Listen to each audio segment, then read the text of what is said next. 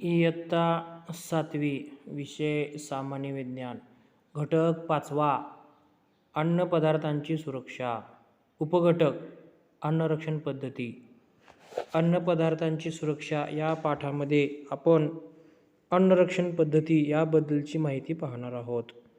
याच्यामध्ये कोणकोणत्या पद्धती असतात, त्यांची प्रक्रिया कशी असते याबद्दलची सर्व माहिती आज आपण या ठिकाणी पाहणार आहोत. तत्पूर्वी सर्वांनी त्याचं वाचन करणे खूप गरजेचं आहे. आपण वाचन करावे ही विनंती. इयत्ता 7वी विषय सामान्य विज्ञान घटक 5वा अन्नपदार्थांची सुरक्षा उपघटक अन्न साठवण व सुरक्षा. मागील व्हिडिओमध्ये आपण माहिती बघितली ती म्हणजे अन्न साठवण म्हणजे नेमकं काय, अन्नबिघाड म्हणजे नेमकं काय, गुणात्मक अन्न नासाडी कशी होते, त्यासोबत अन्न वाया जाऊ नये, अन्नाची नासाडी होऊ नये यासाठी तुमची भूमिका काय असेल या संदर्भातली सर्व माहिती आपण त्या मागील तासामध्ये आपण पाहिली. याच्यामध्ये आपल्याला वाचन करणे खूप गरजेचे आहे. मी वारंवार आपल्याला सांगतो की वाचन करत चला, कन्सेप्ट समजून घेत चला. कन्सेप्ट समजल्या, माहिती समजली, वाचन केल्यानंतर आपल्या ज्ञानात भर पडत असते. आता आपण थोडंसं रिव्हिजनसाठी आपण पाठ्यपुस्तकाकडे आपण जाऊया. बघा, या ठिकाणी आपण पाठ्यपुस्तकातील काही रिव्हिजनमध्ये, काही पूर्वार्धामध्ये आपण काही बाबी या ठिकाणी समजून घेऊया. याच्यामध्ये काय काय सांगितलेलं आहे बघा. अन्नपदार्थांची सुरक्षा, याच्यामध्ये पदार्थ, स्रोत, आपल्या शरीराला मिळणारे घटक, त्यासोबत कार्य, हे जे काही तीन ते चार कॉलम्स आहेत, हे 3-4 कॉलम्स आपण चांगल्या पद्धतीने बघून घ्यायचे आहेत. बघितल्यानंतर आपल्याला त्याच्यातील योग्य त्या ठिकाणी योग्य ते उत्तर त्या ठिकाणी आपल्याला लिहिता येईल. त्याच्यानंतर थोडंसं खाली बघा. कर्बोदके, स्निग्ध पदार्थ, प्रथिने, जीवनसत्वे, खनिजे, तंतुमय पदार्थ, हे सर्व घटक आपल्या शरीराच्या योग्य वाढीसाठी आवश्यक आहेत. पण हे अन्न घटक ज्या पदार्थातून मिळतात ते जसे गहू, ज्वारी, डाळी, तांदूळ, भाज्या, फळे इत्यादी खराब किंवा किडलेले असतील तर काय होईल, अशा पद्धतीची सर्व माहिती वगैरे आपण बघत असतो. हे सर्व आपल्याला माहीत झालेलं आहे. त्याच्यानंतर थोडंसं खाली येऊया. बघा, खाली आल्यानंतर आपल्याला त्या ठिकाणी दिसू शकतं अन्नबिघाड. आता अन्नबिघाड म्हणजे नेमकं काय, अन्नबिघाडामध्ये काय काय माहिती असते हे आपण थोडंसं बघूया. फूड स्पॉइलेज बघा, अन्नबिघाड या ठिकाणी बघा. उंदीर बघा, उंदीर कशा पद्धतीने हे बघतोय, पोती कोरदडून त्यातील धान्य वगैरे घेऊन जात आहे, या संदर्भातील माहिती किंवा अन्नबिघाडाची माहिती ही आपण बघितलेली आहे. त्याच्यानंतर हे थोडंसं बघा. याच्यामध्ये आपण बघू शकतो की मनुष्य कशा पद्धतीने त्या ठिकाणी उघड्यावरती अन्नपदार्थ तळत आहे किंवा खराब होत आहे, चांगले तेवढंच थोडक्यातच राहत आहे, अशा पद्धतीचे छायाचित्र आपण बघितलं. त्याच्यानंतर महिला बघितली. त्याच्यानंतर पोत्यामधील धान्य विस्कळून पडले आहे, हे छायाचित्र आपण बघितलं. त्यासोबत आपण अन्नबिघाडास कारणीभूत असणारे घटक कोणकोणते असू शकतात हे आपण बघितलं. त्याच्या संदर्भात जी काही पान नंबर 34 मध्ये सर्व माहिती आली ही माहिती आपण बघितली. काही वेळा फळांच्या साली काळपट पडतात. काही पदार्थांना कडवट किंवा नकोसा वाटणारा घाणेरडा वास येतो. हे पदार्थ खाण्यास अयोग्य असतात. काही वेळा निसर्गतः मिळणारे पदार्थ मानवी प्रक्रियेमुळे बिघडतात. उदाहरणार्थ जास्त शिजवणे, ओलसर जागी ठेवणे, अयोग्य साठवणूक यामुळे पदार्थाचा दर्जा बिघडतो. एका ठिकाणाहून दुसऱ्या ठिकाणी वाहतूक करताना ते खराब होतात. याविषयीची अधिक उदाहरणे तुम्हाला देता येतील का? अशी विविध उदाहरणं वगैरे देता येतील, आपल्याला माहीत असतात. हे आपण व्यवस्थित समाजामध्ये म्हणा किंवा फूडच्या संदर्भामध्ये आपण जर समजा काही माहिती घेत असू तर आपल्याला ही ती माहिती त्या ठिकाणी आपल्याला मिळू शकते. हे थोडंसं लक्षात घ्या. आपण वाचन करा. ह्याच्यामध्ये अन्नबिघाड असणारे कारणीभूत घटक आपल्याला माहिती होतील. त्याच्यानंतर थोडंसं पुढं चला. आता बघा, पान नंबर 35 वरती आपण आलेलो आहोत. पान नंबर 35 वरती मी तुम्हाला या ठिकाणी सांगतो. बघा काय सांगितलेलं आहे. वनस्पतीजन्य व प्राणीजन्य अन्नपदार्थ खातो ते चांगले व उत्तम दर्जाचे असणे आवश्यक आहे. अन्यथा आपण रोगास बळी पडू किंवा प्रकृती बिघाडेल. म्हणजे जे काही कीटक सदृश म्हणा किंवा जे काही खराब झालेले सडलेले अन्नपदार्थ वगैरे जर समजा आपण खाल्ले तर आपली प्रकृती ठीक राहत नाही. अन्नपदार्थांचा रंग, वास, पोत, दर्जा, चव यामध्ये बदल होणे व त्यातील पोषक द्रव्यांचा नाश होणे म्हणजेच अन्नबिघाड होय. ही बाब ही त्या ठिकाणी माहीत असणे खूप गरजेचं आहे. या ठिकाणी थोडंसं खाली बघा. आपली आवडमध्ये आपली जी काही सुट्टीच्या दिवशी बाहेर गेल्यावर आपण आपल्या परिवारासोबत मित्र-मैत्रिणींसोबत पाणीपुरी, वडापाव, पिझ्झा, बर्गर, शेवपुरी, पाणीपुरी वगैरे पदार्थ खातो. तर त्या संदर्भामध्ये आपल्याला ही माहिती बघितलेली आहे. ठीक आहे. आता थोडंसं पूर्वार्धामध्येच आपण चाललेलो आहोत. पूर्वार्धच बघत आहोत. त्याच्यामध्ये आणखीन थोडंसं खाली गेल्यानंतर या ठिकाणी बघा, फळांचा रंग काळपट होणे, चव बदलणे, मांसाला आंबट वास येणे, शेंगदाणे खवट लागणे म्हणजेच त्याच्यामध्ये तेल सदृश्य हे थोडंसं खराब होणे, त्याच्यामुळे शेंगदाणे खवट लागतात. अशा प्रकारचे बदल अन्नपदार्थात घडतात. हे सर्व बदल अंततः घटकामुळेच घडतात. म्हणजे आतील ते काही घटक असेल तर त्या घटकामुळेच होत असतात. शेतात अन्नपदार्थ तयार होताना अनेक वेळा त्यांना इजा पोहोचते. जसे अयोग्य हाताळणे, अयोग्य साठवण, अयोग्य वाहतूक इत्यादीमुळे ते खराब होतात. काही अन्नपदार्थ उदाहरणार्थ दूध, मांस इत्यादी आम्ल किंवा आम्लारीयुक्त असतात. काही अन्नपदार्थांचा धातूशी संपर्क झाल्यास रासायनिक प्रक्रियेमुळे ते बिघडतात. बऱ्याच वेळा हवा, पाणी, जमीन यामधील सूक्ष्मजीव किंवा कीटकांचा अन्नामध्ये प्रवेश होऊनही अन्न बिघडते. अन्न बिघाड करणारे आणखी कोणते घटक तुम्हाला सांगता येतील? तर या संदर्भातील अनेक घटक वगैरे सांगता येतील किंवा माहिती वगैरे असेल हे आपण या ठिकाणी बघू शकतो. अन्न नासाडीच्या संदर्भामध्ये जे काही छायाचित्र दिले हे छायाचित्र बघायचे आहेत. त्याच्यानंतर संख्यात्मक अन्न नासाडी कोणकोणती असते हे देखील पाहणे खूप गरजेचं आहे. आता संख्यात्मक अन्न नासाडीमध्ये थोडंसं आपण बघा काय सांगितलेलं आहे. चुकीच्या पद्धतीने शेती करणे म्हणजे जर समजा तुम्ही शेती करत असताना काही चुकीच्या पद्धतीने करत असाल तर त्या अन्नधान्याचं काय होतं तर नुकसान होतं. उदाहरणार्थ मुठीने पेरणे, अव्यवस्थित मळणी करणे, अयोग्य साठवण व वितरणाच्या चुकीच्या पद्धतींचा वापर करणे. तसेच पंगतीसारख्या पारंपरिक जीवनपद्धतीत अनावश्यक आग्रह केल्याने सुद्धा अन्न वाया जाते. यामुळे संख्यात्मकरित्या अन्न नासाडी होते कारण वाया गेलेले अन्न इतरांना देता आले असते. ह्या बाबी आपण या ठिकाणी लक्षात ठेवायच्या आहेत. म्हणजे आपण शेती करत असताना सुद्धा किती अचूक पद्धतीने अन्न वाया जाऊ नये किंवा त्याची नासाडी होऊ नये या बाबतीतला संकल्प किंवा विचार आपण मनामध्ये ठेवून आपण जर समजा शेती केली किंवा प्रोसेस जर समजा त्याच्यावरची केल्या तर आपल्याला चांगले उत्पन्न किंवा क्वांटिटी वेस्टेज ऑफ फूड्स ही कमी होऊ शकते. आता पुढे जाऊया थोडंसं. आता या ठिकाणी थोडंसं बघूया. अन्न साठवण व सुरक्षा या संदर्भात आपण थोडीशी माहिती बघायची आहे. बघा फूड स्टोरेज अँड प्रिझर्वेशन या संदर्भामध्ये आपण माहिती बघायची आहे. बघा फूड स्टोरेज अँड प्रिझर्वेशन अन्नपदार्थ थंड करणे, वाळवणे, सुकवणे, उकळणे, हवाबंद डब्यात ठेवणे अशा अन्नपदार्थ सुरक्षितपणे साठवण्याच्या पद्धतींची माहिती आपण मागील यादीत घेतली आहे. या विविध पद्धतीमुळे अन्नपदार्थात होणारी सूक्ष्मजीवांची वाढ रोखली जाते. ते खराब होत नाहीत. म्हणजे फूड स्टोरेज हे कशा पद्धतीने असते, का केलं जातं ही देखील माहिती आपल्याला असणे खूप गरजेचं आहे. बघा अन्नपदार्थ थंड करणे म्हणजे अन्न साठवण व सुरक्षे संदर्भात माहिती आली ही थोडीशी मी दुबार पद्धतीने मी तुम्हाला सांगतो.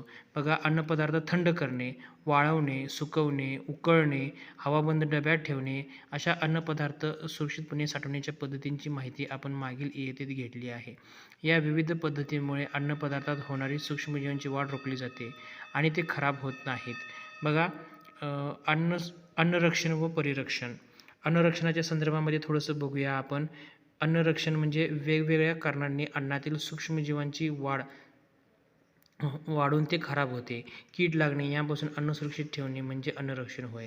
म्हणजेच अन्नरक्षण व परिरक्षणाच्या संदर्भात अन्नरक्षण म्हणजे काय हे पहिल्यांदा थोडंसं बघूया आपण.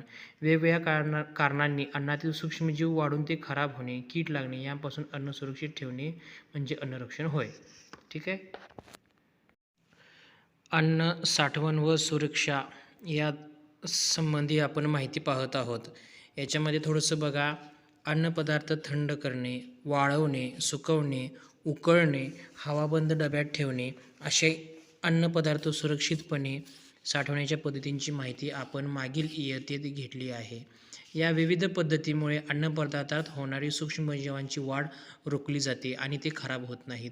म्हणजे ज्या काही पद्धती किंवा जे काही प्रोसेस वगैरे असेल तर ह्या प्रोसेस वगैरे आपल्याला करणे हे खूप गरजेचं असतं. अन्नपदार्थ थंड करणे, वाळवणे, सुकवणे, उकळणे, हवाबंद डब्यात ठेवणे अशा अन्नपदार्थ सुरक्षितपणे साठवण्याच्या पद्धतींची आपण माहिती मागील इयत्तेत घेतली आहे. या विविध पद्धतीमुळे अन्नपदार्थात होणारी सूक्ष्मजीवांची वाढ रोखली जाते, ते खराब होत नाहीत. म्हणजे काही ठराविक प्रक्रिया केल्यामुळे ते खराब होत नाहीत अन्न, असं या ठिकाणी सांगितलेलं आहे. पुढं थोडंसं बघा अन्नरक्षण व परिरक्षण या संदर्भात थोडंसं माहिती बघा.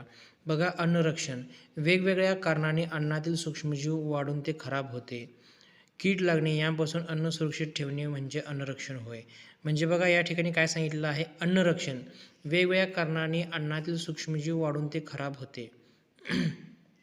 कीड लागणे यापासून अन्न सुरक्षित ठेवणे म्हणजे अन्नरक्षण होय.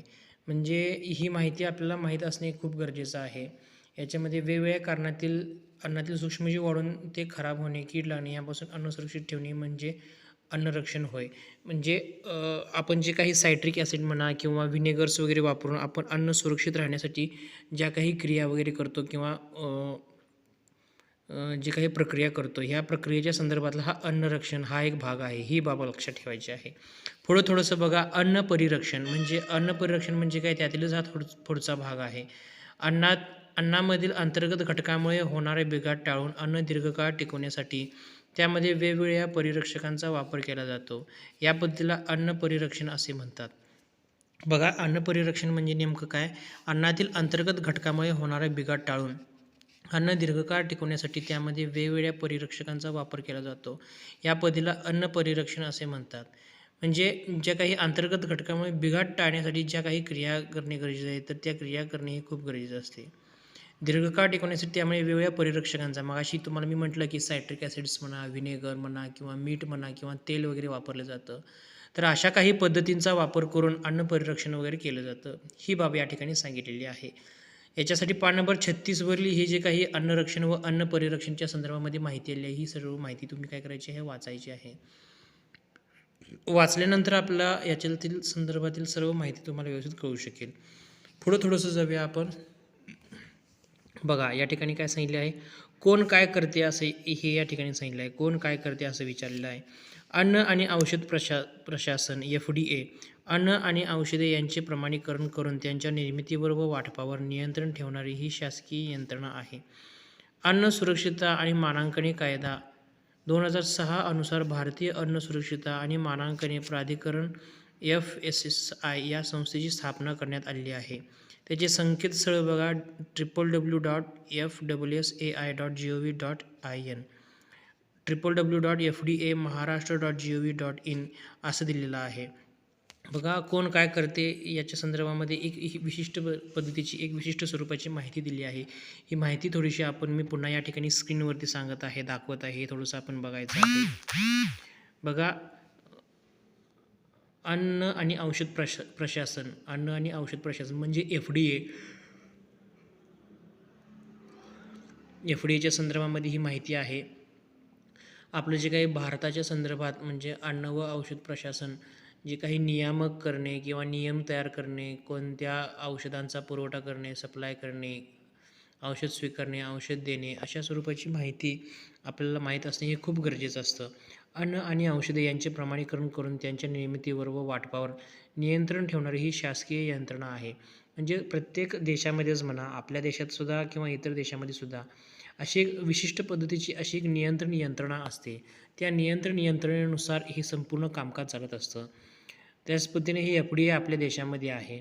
बघा, शासकीय यंत्रणा आहे. अन्न सुरक्षितता आणि मानांकने कायदा 2006 अनुसार, म्हणजे 2006 साली या एका संघटनेची म्हणा किंवा या संस्थेची स्थापना झालेली आहे. भारतीय अन्न सुरक्षितता आणि मानांकने प्राधिकरण FSSAI या संस्थेची स्थापना करण्यात आलेली आहे. ही बाब या ठिकाणी सांगितली आहे, हे आपण लक्षात ठेवायचं आहे. पुढं थोडंसं आपण बघूया. गोठणीकरणच्या संदर्भामध्ये ही माहिती दिली आहे. थोडंसं बघा. कमी तापमानाला अन्नपदार्थातील जैविक व रासायनिक प्रक्रियांचा वेग मंदावतो. त्यामुळे अन्नपदार्थ खूप काळ टिकू शकतात. यासाठी व घरातील शीतकपाटाचा रेफ्रिजरेटर उपयोग करतात. आता या ठिकाणी तुम्ही बघायचं आहे. बघा, गोठणीकरण म्हणजे नेमकं काय, ह्या संदर्भातील ही माहिती बघा. कमी तापमानाला अन्नपदार्थातील जैविक व रासायनिक प्रक्रियांचा वेग मंदावतो. त्यामुळे अन्नपदार्थ खूप काळ टिकू शकतात. यासाठीच घरातील शीतकपाटाचा रेफ्रिजरेटर उपयोग करतात. म्हणजे फ्रीजरचा उपयोग, त्या संदर्भातील माहिती गोठणीकरणाच्या संदर्भामध्ये ही दिलेली आहे. हे आपण या ठिकाणी लक्षात ठेवायचं आहे. पुढं थोडंसं जाऊन बघा, धुलीकरण दिलं आहे. धुलीकरण म्हणजे नेमकं काय, यामध्ये धूर देऊन अन्न संरक्षित केले जाते. यासाठी ॲल्युमिनियम फॉस्फाईड वापरतात. म्हणजे काही घटक वगैरे असेल तर त्या काही घटकामध्ये ॲल्युमिनियम फॉस्फाईडचे काही धुलीकण वगैरे समजा वापरून अन्न संरक्षणाचे हे ह्या पद्धती वापरल्या जातात, धुरीकरण केले जातं. त्याच्यानंतर खाली पुढं बघा कीटकनाशकांचा वापर. कीटकनाशकांचा वापरच्या संदर्भात काय माहिती दिली आहे बघा.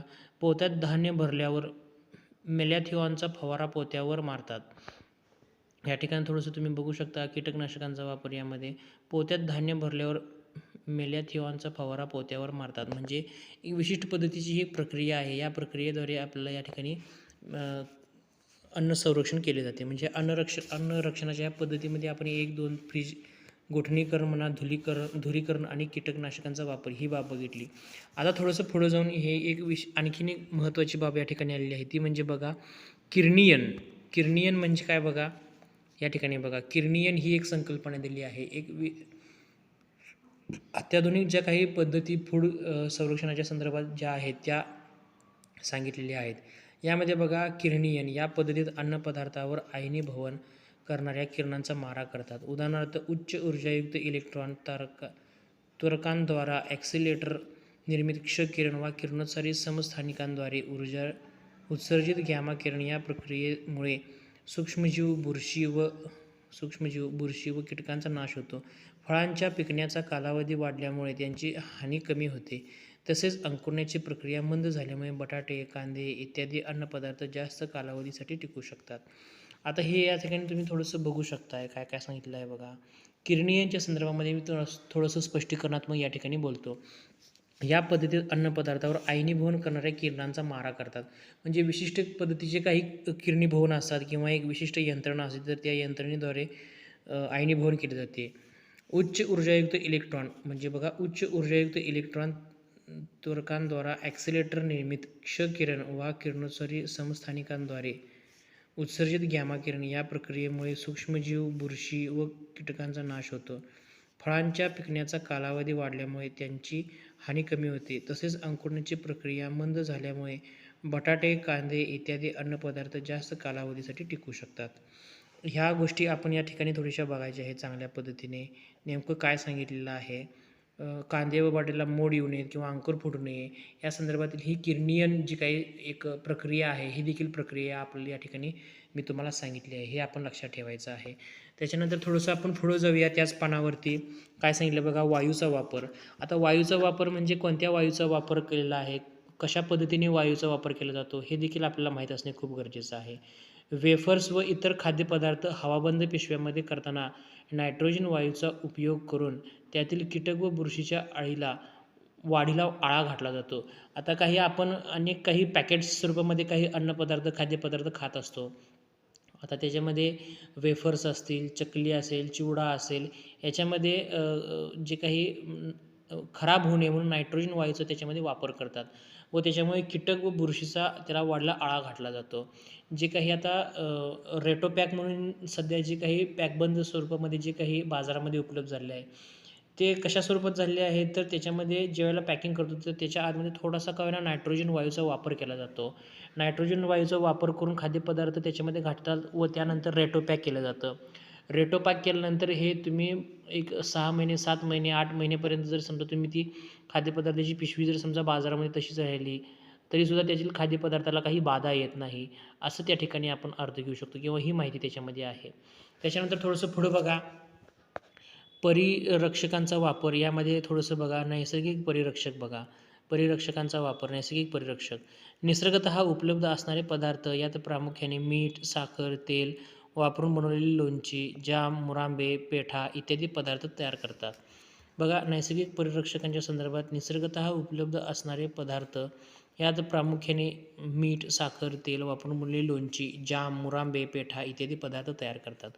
नैसर्गिक परिरक्षकांचा वापर या ठिकाणी अशा पद्धतीने या ठिकाणी दिलेला आहे. त्याच्यानंतर थोडंसं पुढे जाऊन बघूया आपण रासायनिक परिरक्षक. रासायनिक परिरक्षकामध्ये ही माहिती काय दिलेली आहे थोडंसं बघा. यात प्रामुख्याने ॲसिटिक आम्ल, व्हिनेगर, सायट्रिक आम्ल, सोडियम बेन्झोएट तसेच काही नायट्रेट व नायट्राइट क्षारांचा वापर करून सॉस, जेली, जाम शिजवण्यास तयार भाज्या व अन्नाची तयार पाकिटे इत्यादी खूप कालावधीसाठी टिकवून ठेवता येतात. म्हणजे रासायनिक परिरक्षक वापरून सुद्धा काही पदार्थ, अन्नपदार्थ हे टिकवता येऊ शकतात किंवा टिकवून ठेवली जाऊ शकतात. ही बाब आपण या ठिकाणी लक्षात ठेवायची आहे. याच्यामध्ये मी तुम्हाला मागाशीच सांगितलं की सायट्रिक ॲसिडवरील म्हणा किंवा व्हिनेगर, सोडियम बेन्झोएट तसेच काही नायट्रेट व नायट्राइड क्षारांचा वापर करून सॉस, जेली, जॅम शिजवण्यास तयार भाज्या व अन्नाची तयार पाकिटे इत्यादी खूप कालावधीसाठी टिकवून ठेवली जातात. जर समजा काही तुम्ही एखाद्या हातामध्ये जर समजा फूड पॅकेट्स वगैरे घेतलं तर त्याच्यामध्ये लिहिलेलं असतं की it is be packed with the citric acids अशा स्वरूपाची काही टिपणं वगैरे त्याच्या खाल्लेली असतात. अशा पद्धतीचा हा एक चार्ट अन्नरक्षण पद्धती कशा पद्धतीने केलं जातं ह्या संदर्भातल्या ह्या माहिती आहेत. आता ही पाश्चरायझेशन ही पद्धती आहे बघा. या पद्धतीने दूध म्हणा किंवा ताक म्हणा या पद्धतींचा वापर ह्याच्यामध्ये केला जातो. या पद्धतीने दूध किंवा तत्सम पदार्थ विशिष्ट तापमानापर्यंत उदाहरणार्थ दूध 80°C 15 मिनिटे तापवले जाते व नंतर ताबडतोब ते थंड केले जाते. यामुळे दुधातील सूक्ष्म जीवांचा नाश होऊन ती दीर्घकाळ टिकते. अशा पद्धतीने ही सर्व माहिती या ठिकाणी दिलेली आहे. हे आपण थोडीशी बघायची आहे. अन्नरक्षण पद्धतीच्या संदर्भामध्ये ह्या माहिती दिलेली आहेत. हे तुम्ही थोडंसं बघून घेऊ शकता. माहिती बघायची आहे. पाश्चरायझेशन, किरणीयन, कीटकनाशकांचा वापर, धुरीकरण, गोठणीकरण, वायूचा वापर, परिरक्षकांचा वापर, रासायनिक परिरक्षक अशा स्वरूपाच्या ह्या माहिती किंवा बाबी दिलेल्या आहेत. हे आपण तुम्ही बघू शकता. काही स्वाध्याय मी देते तुम्हाला. ते स्वाध्याय पण आपण सोडवणं गरजेचं आहे. या ठिकाणी स्वाध्याय दिला आहे. तो स्वाध्याय आपण थोडंसं बघा. स्वाध्याय काय दिला आहे बघा. पहिला स्वाध्यायातील हा प्रश्न. अन्न साठवण व सुरक्षाबद्दल माहिती लिहायची आहे. अन्न साठवण व सुरक्षा नेमकी कशी असते, काय असते, कशा पद्धतीने अन्न साठवण केलं जाते, त्याची सुरक्षा कशा पद्धतीची असते या संदर्भातील प्रश्नाची माहिती लिहायची आहे. त्यानंतर दुसरं बघा, अन्नरक्षण व परिरक्षणाची माहिती लिहा. म्हणजे अन्नरक्षण करण्यासाठी त्यासोबत परिरक्षण कोणकोणते वापरले जातात त्या संदर्भातील माहिती लिहायची आहे. तिसरं बघा, अन्नरक्षण करण्याच्या पद्धती कोणकोणत्या आहेत. मग अशी मी तुम्हाला सांगितलं किरणीयन, कीटकनाशकांचा वापर, धुलीकरण वगैरे, पाश्चराइज वगैरे, वायूचा वापर, गोठणीकरण अशा पद्धतीच्या सर्व पद्धती आहेत. त्या पद्धती लिहून त्याची माहिती लिहून आपण हे स्वाध्याय आपण पूर्ण करायचा आहे. ठीक आहे. थँक्यू.